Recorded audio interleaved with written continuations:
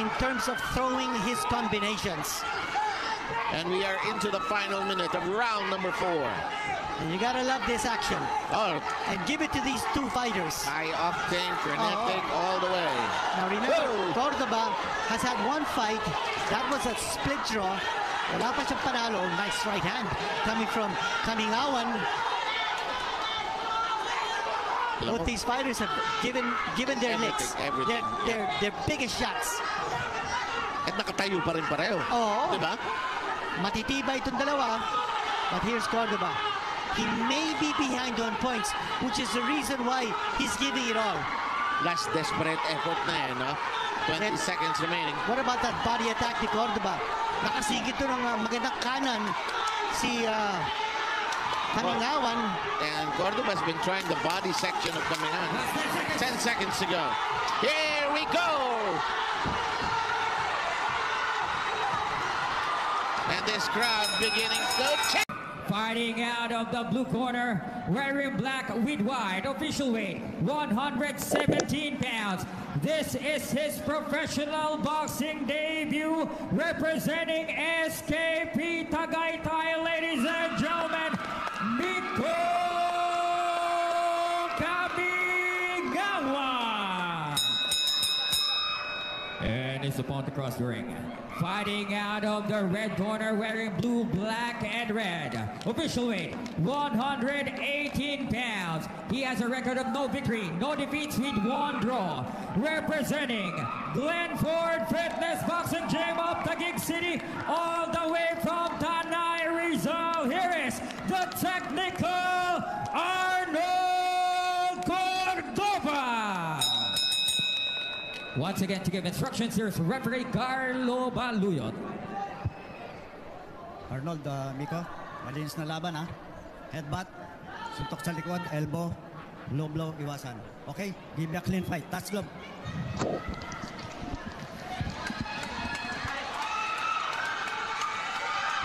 Okay, we're just about ready to get this fight underway. Kinito, mukhang may mga debutante tayo sa larong ito. That's right, si Mikko, this is his first fight. At si Cordova naman already has one fight. That was a draw, and that was only last December. Split draw in a 4-rounder with Pandian. Carlo Baluyot is the third man in the ring, and quickly this 4-rounder is expected off and running quickly, which we expect in a 4-rounder, Kinito. Well, si Camingawan naturally is fighting in his first professional fight, so he wants to be able to take the fight immediately kay Cordova. And some of the officials from Tagaytay, the Tolentinos, are actually watching on. I'm sure they're rooting for their kababayan. In the meantime, this fight, and we are still in the first minute of this 3-minute rounder.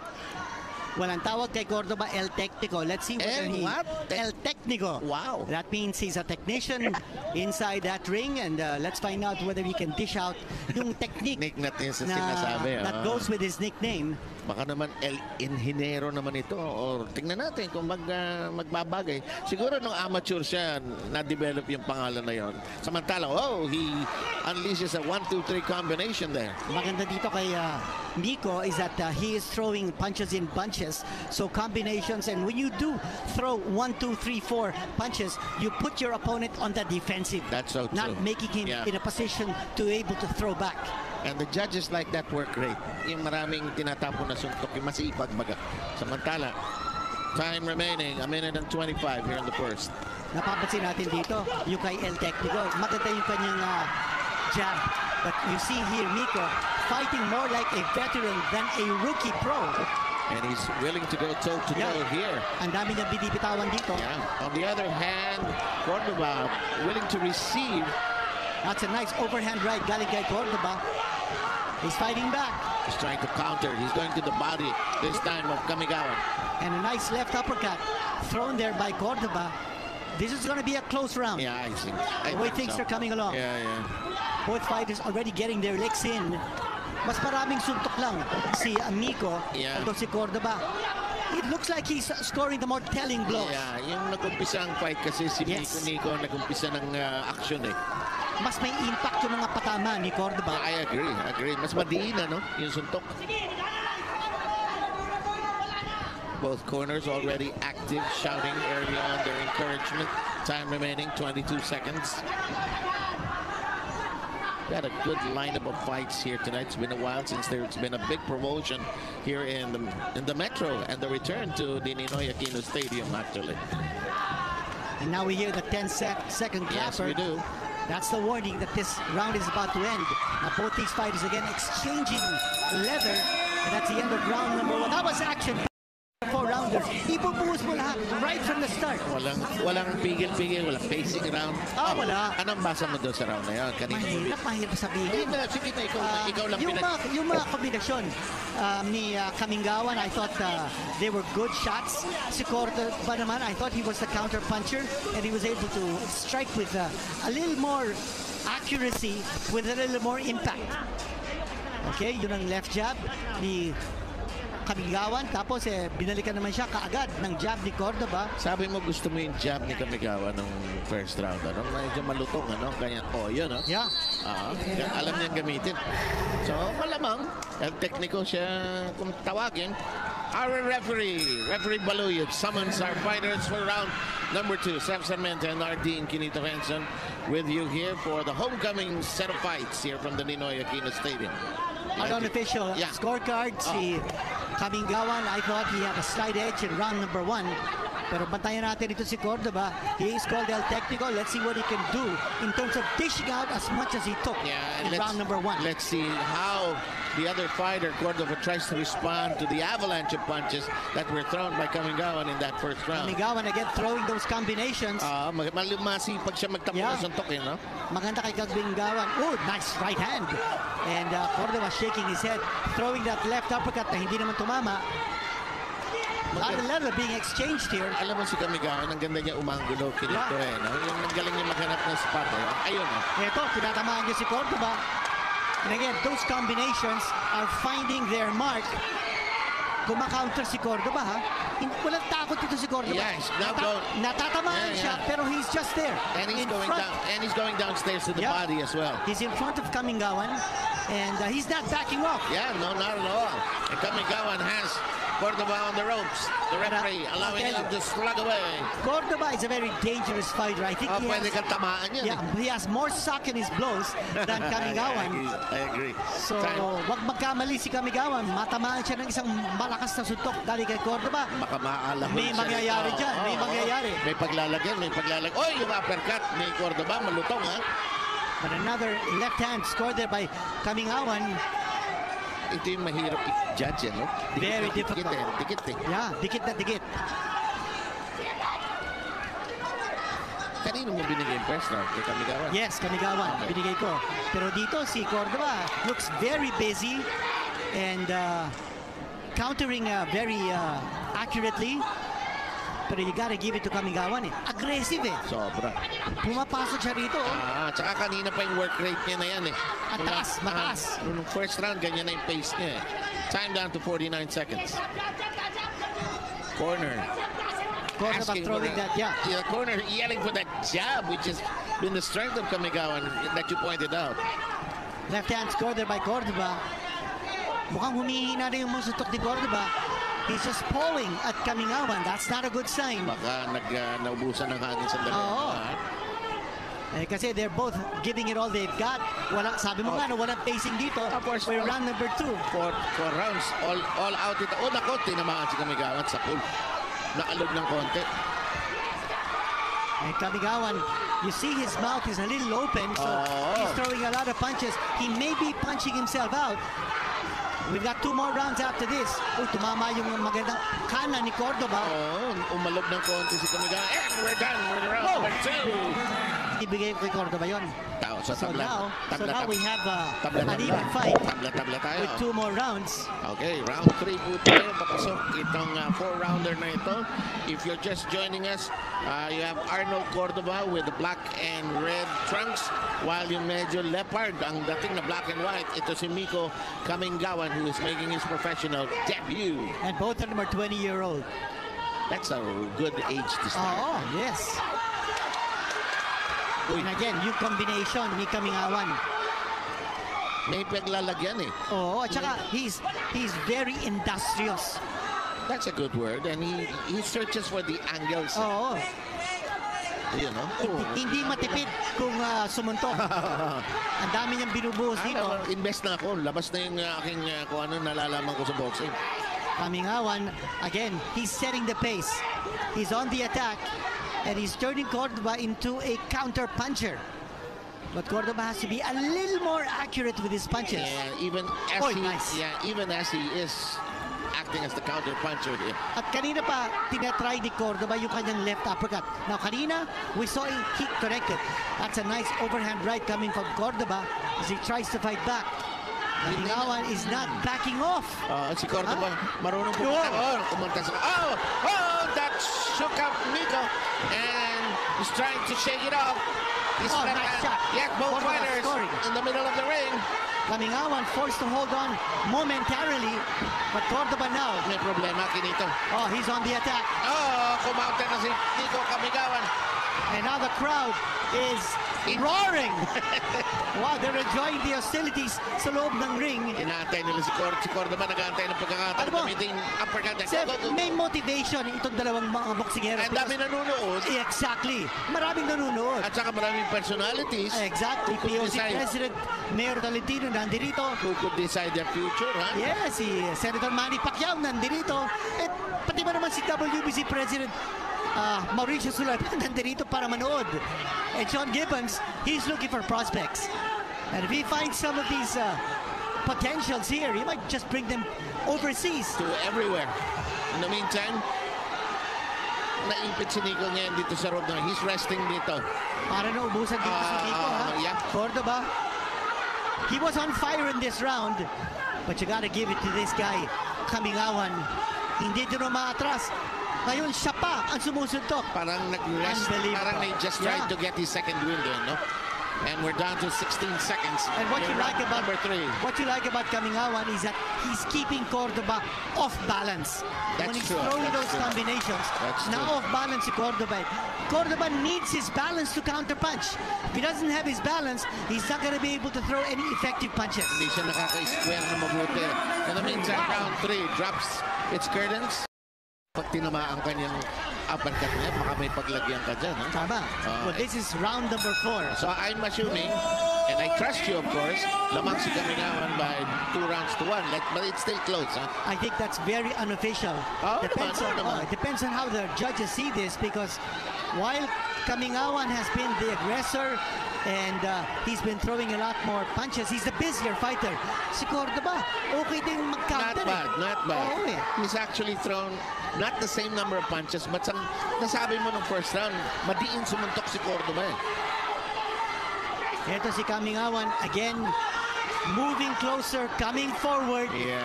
Para alam mo at maganda yung punto mo eh. Hindi makaplant si Camingawan. Si Cordova, hindi siya makasuntok. Off balance siya palagi. Most of the time, at least. Ito again, the counter right hand coming from Cordova, and he just missed with the right uppercut. And a minute going by us here in the final round of this 4-rounder. Another miss by Cordova. Cordova throwing that left jab. Ooh. Pero si Camingawan, he is just so busy. And picking his spots quite well. Namumula na yung mukha talaga ni Cordova. Jab, upper, ang corner, humihiyaw na talaga. Kahit ano, isuntok na. Right hand. That was a wide open shot. But Cordova shaking it off, shaking his head, saying, good counter. Okay lang yun. Cordova with the left hand that grazed the cheek of Camingawan. And Cordova pawing with that left jab, but it's not a stinging left jab. It's a pawing left jab, so no effect. No effect. Wala, parang dumadampi lang. Camingawan is just walking past that jab. Binabaliwala niya, you know. He's hoping that upper will connect, but it hasn't really. Again, the discipline of Mikko Camingawan in terms of throwing his combinations. And we are into the final minute of round number 4. And you gotta love this action. And give it to these two fighters. High octane, frenetic, all the way. Now remember, Cordova has had one fight. That was a split draw. Wala pa siyang panalo. Nice right hand coming from Camingawan. Both these fighters have given their licks. Everything. Their biggest shots. At nakatayo pa rin pareho. Oo. Diba? Matitibay itong dalawa. But here's Cordova. He may be behind on points, which is the reason why he's giving it all. Last desperate effort na eh, no? 20 seconds remaining. What about that body attack ni Cordova? Nakasigit to ng magandang kanan si Camingawan. And Cordova's been trying the body section of Camingawan. 10 seconds to go. Here we go! And this crowd beginning to cheer! Listen to this crowd roar! What a fight. Referee Carlo Baluyot, he let the fighters go. Sige, bahala kayo. Oh, halos wala siyang ginawa in terms of parting of ways. There's nothing to part. Yeah, he let them fight their fight, and they certainly let it all hang out. Pwede tumabla to, ha? Pwede tumabla. The way both these fighters gave it their all. Hindi ka taka-taka. Oo, Diba? pwede. Pwede yun. Oo naman. Tapos makikita sila uli, no? In the future, no?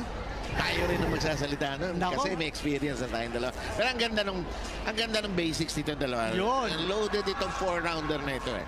Tumama yun, yung right hand galing kay Camingawan. Sabi mo, parang 20 anyos, eh? Yes, both of them are 20. And si Mikko, of course, fighting in his first professional fight. It should be interesting to find out kung anong decision ng ating mga judges. Judges, of course, are Sino? Noel Haduca, Don Arguelles, at saka si Greg Ortega. And our ring announcer, Silver Boys Mark Lontayaw, ready to give us the announcement of the decision. Silver Boys, eh? Yes, yan ang kanyang handle sa social media. Kaya naman pala. Yes. Silver Boys. Kaibigan natin si Mark Lontayo from way back.